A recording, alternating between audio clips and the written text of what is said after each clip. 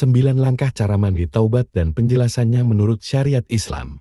Pada dasarnya, mandi taubat merupakan mandi yang ditujukan untuk meminta ampunan dan bertaubat kepada Allah SWT. Biasanya, yang melakukan mandi taubat adalah seseorang yang baru menjadi mualaf atau baru memasuki agama Islam, bertaubat dari kefasikan, atau setelah melakukan sebuah dosa yang tergolong besar. Setiap orang pasti pernah berbuat salah dan melakukan dosa, jadi, apakah setiap kali bersalah harus melakukan mandi taubat?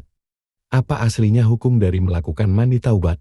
Berdasarkan Imam Syafi'i dan Imam Hanafi, hukum mandi taubat adalah sunat, bukan sesuatu yang wajib dilakukan. Lalu, bukan karena ada mandi taubat seseorang bisa berbuat dosa, melakukan mandi, dan melakukan sholat yang akan diterima oleh Allah Subhanahu wa Ta'ala.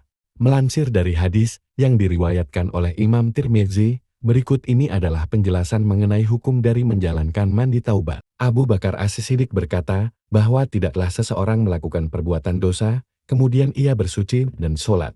Lalu ia meminta ampun kepada Allah, kecuali Allah pasti akan mengampuninya. Kemudian beliau membaca ayat ini, Al-Quran Surat Ali Imran ayat 135 yang berbunyi, dan orang-orang yang apabila mengerjakan perbuatan keji atau menganiaya diri sendiri, mereka ingat akan Allah, lalu memohon ampun terhadap dosa-dosa mereka, dan tidak ada yang bisa mengampuni dosa-dosa mereka kecuali Allah. Hr. Imam Tirmidzi.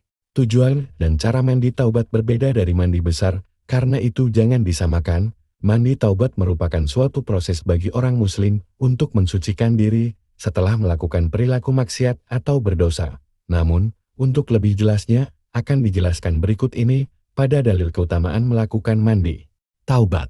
Salah satu dari keutamaan melakukan mandi taubat adalah agar dosa dihapuskan atau membuat seseorang suci kembali. Rasulullah Shallallahu Alaihi Wasallam bersabda bahwa orang yang bertaubat dari dosanya seakan-akan ia tidak berdosa. Hr. Ibnu Majah, No. 4250. Keutamaan dari melakukan mandi taubat selanjutnya adalah untuk diberikan kebaikan.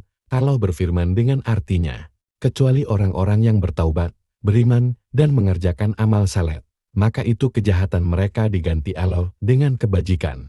Dan adalah Allah Maha Pengampun lagi Maha Penyayang. Qiyas Al-Furqan 70.